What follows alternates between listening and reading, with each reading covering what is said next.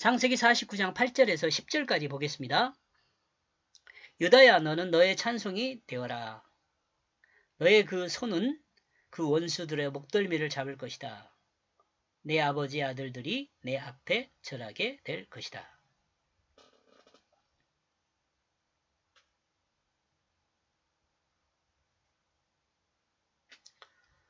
그 요셉도 그랬지만 지금 이 유다도 이렇게 된다고 이야기를 하고 있죠.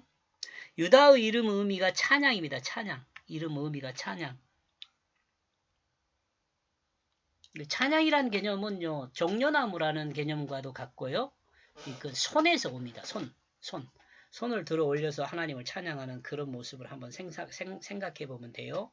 종려나무 그 가지가 이렇게 손바닥을 들어 올리고 있는 것과 같이 되죠.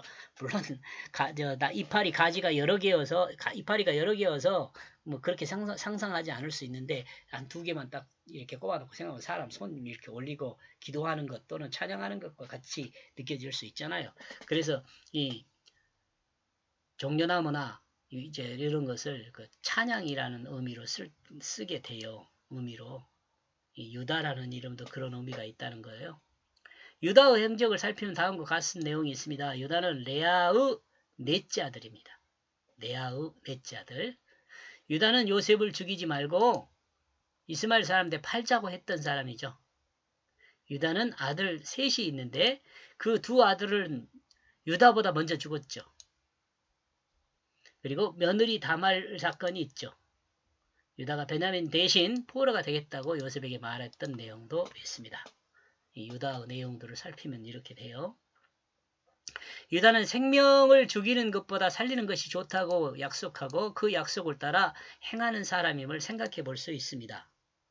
유다는 우리는 유다에 대한 오해의 시작은 유다가 장자권을 가지고 있다느니 예수 그리스도 조성이라는 것을 고정하고 생각에 있습니다. 고정하고 생각에 있습니다. 고정하고 생각하고 있습니다.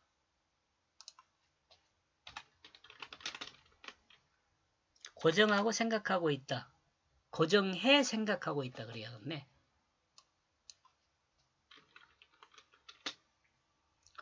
예수를 혈통적 유대인으로 생각하는 오해에서도 문제가 있습니다. 예수를 혈통적 유대인이라고 이야기하는 것도 오해예요. 오해. 우리가 좀 자세히 생각을 해봐야 돼요. 예수님은 혈통적으로 이해하면 저는 안 된다고 생각합니다. 하나님과 예수와의 관계를 벗어나기 때문이죠. 혈통적으로 생각하면. 다시 강조하지만 하나님 말씀으로 드러난 이스라엘의 역사, 유대의 역사는 하나님의 뜻이 아닙니다. 이스라엘 역사와 유대의 역사 안에 담긴 뜻이 하나님의 계시입니다. 제가 말하는 의도를 알겠죠? 역사적인 내용들 언급되었는 이야기가 하나님의 뜻은 아니란 말이에요. 그 역사 이야기 안에 담아져 있는 하나님의 뜻은 별도로 따로 있어요. 그러니까 나와 여러분이 성경을 읽으면서 우리는 이스라엘 역사를 배우는 게 아니에요. 이스라엘 육체적 이스라엘 사람들이 어떻게 살았는지를 배우는 게 아니란 말이죠. 우리가 배우는 것은 뭐냐면 그 역사 안에 담아있는 하나님의 뜻이 무엇인지를 배우는 거예요. 하나님이 전달하는 내용은 인간이 이해할 수 있도록 인간의 언어로 인간의 이야기 곧 이스라엘과 유대의 역사를 통해 전달하고 있습니다. 이스라엘과 유대의 역사는 그 인간의 이야기로 인간의 언어로 된 인간의 이야기로 기록이 돼 있죠. 근데 이 이스라엘 역사와 유대의 역사를 하나님께서 이 복음을 증거하기 위한 도구로 사용을 하셨어요. 그러므로 그 안에 들어있는 하나님의 뜻을 우리가 알고 그 뜻을 행해야 돼요. 이스라엘 역사와 유대의 역사를 알고 지식으로 알고 그래도 뭐 아무 의미 없어요. 그 지식으로 안다 그래도. 뜻을 알아야지. 그러므로 하나님 뜻을 이해하기 위해서 이스라엘과 유대인의 역사는 필요하긴 하죠. 왜냐? 하나님이 그래서 이 이스라엘 역사와 유대의 역사를 사용했으니까. 그러나 이스라엘 역사와 유대의 역사를 중요하지 않습니다. 이것을 중요하게 생각하면 안 돼요. 앞에서도 언급하고 있지만 하나님은 이스라엘과 유대의 역사를 우리에게 전달하려고 성경을 기록하지 않았어요. 우리에게 유대 역사와 이스라엘 역사를 알아라고 전달하기 위해서 기록한 내용이 아니에요. 유대 자손의 용맹함은 이스라엘 자손의 여기다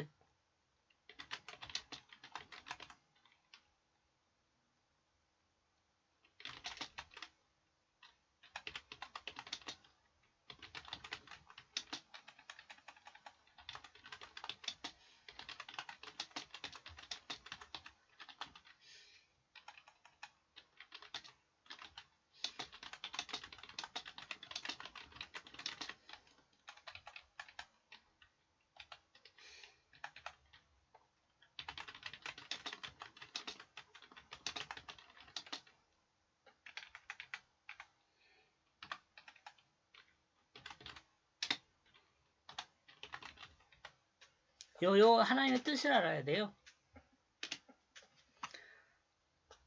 유다 자손의 용맹함은 이스라엘 자손의 자랑이 되었다. 그 중에 대표적인 사람이 여분네 아들 갈렙이며 갈렙과 여호수아는 여호와를 온전히 따라 모세도 들어가지 못하는 가나안 땅으로 들어가게 됩니다. 이 두 사람이 가나안에 들어가잖아요. 애굽에서 나온 사람들 중에 애굽에서 나온 사람은 다 죽어요. 근데 이 여호수아와 갈렙만 가나안 땅에 들어가요.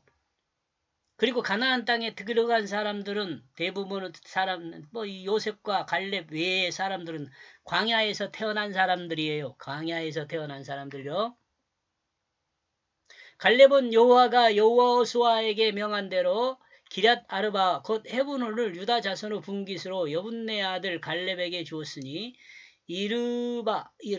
아르바는 아낙의 아버지였다. 아낙 자손이 있잖아요. 거인족. 아낙은 이스라엘 백성이 가나안을 정탐한 후 가장 두려워하던 거인족입니다. 그리고 다음으로 자랑스러운 사람은 이스라엘의 두 번째 왕인 다윗입니다. 다윗을 통해 드러난 하나님의 역사를 이스라엘 아들들의 자랑이 된다는 것을 드러냅니다. 유다의 다윗이 나잖아요. 유다의 자손 중에 그 다윗이 이스라엘의 아들들의 자랑이 되죠. 그리고 내 아버지의 아들들이 내게 절하게 될 것은 야곱 아들들이 유다에게 절하게 될 것이라고 말하고 있습니다. 실질적으로 다른 모든 지파들이 그렇게 모여서 이 다윗을 왕으로 세워요. 이 말은 야곱 아들들이 요셉에게 절했던 것을 생각하면 유다의 미래가 왕이 될 것을 드러낸다고 볼 수 있습니다. 우리는 여기서도 유다가 왕이 된다 해서 유다가 왕이 되었기 때문에 예수 조상이라고 생각하는 것은 조심해야 합니다.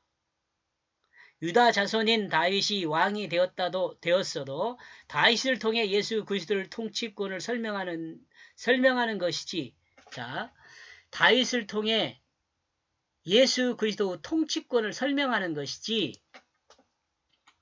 예수가 다윗의 자손이기 때문에 통치권이 있다는 식의 해석은 오해와 오류에 해당됩니다. 이런 거 중요한데 여러분 하찮게서 여길지도 모르지만 근본적으로 이런 문제들에 대해서 우리가 좀 깊이 있게 생각하고 실수하지 않아야 돼요. 다윗이 왕이 중요한 것은 그 왕권에 대한 그 설명들이 예수 그리스도의 왕권을 설명하기 때문에 중요해요. 다윗이 왕이었기 때문에 예수 조상이다 이런 식으로 이야기하면 곤란해요. 다시 강조하여 말하지만 성경에 기록된 내용은 지식을 위한 것이 아닙니다. 성경에 기록된 내용은 예수 그리스도를 통한 구원을 설명하는 내용입니다. 예수 그리스도를 믿음으로 구원을 받을 수 있다는 내용을 설명하는 내용입니다. 그러므로 성경에 기록된 다윗도 예수 그리스도를 설명하는 내용을 담는 그릇입니다. 그릇.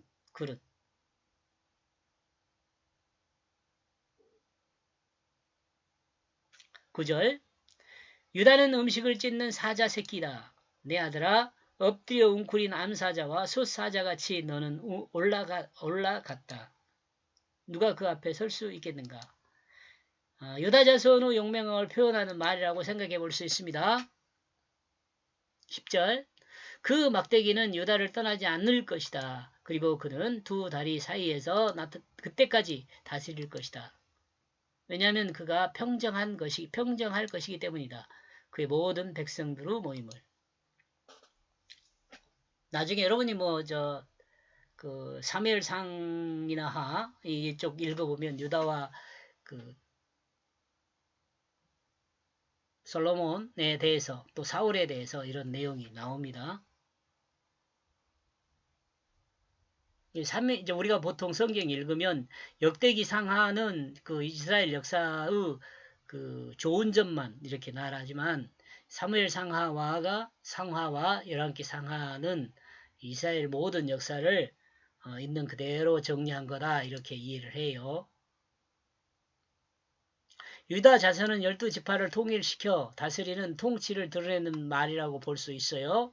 유다 자손 다윗은 주의 모든 원수를 무찌르사 왕으로 왕궁에 평안히 살게 됐을 때 사무엘하 7장 1절입니다. 왕은 백향목 궁에 살거늘 하나님의 괴는 휘장 가운데 있다. 조금 미안한 마음을 갖고 있는 거죠. 다윗이. 유다 자손은 모든 지파를 결속하여 사랑으로 다스리게 된다는 것을 생각해 볼 수 있습니다. 유다 자손 중에서 다윗이라는 이름의 의미가 뭐냐면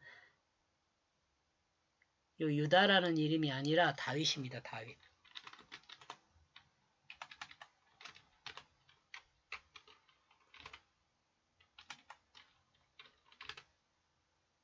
다윗이란 이름의 의미는 사랑함입니다. 사랑함. 유다는 아까 뭐라 그랬죠? 찬양이라 그랬죠. 찬양. 여기까지 보겠습니다. 고맙습니다.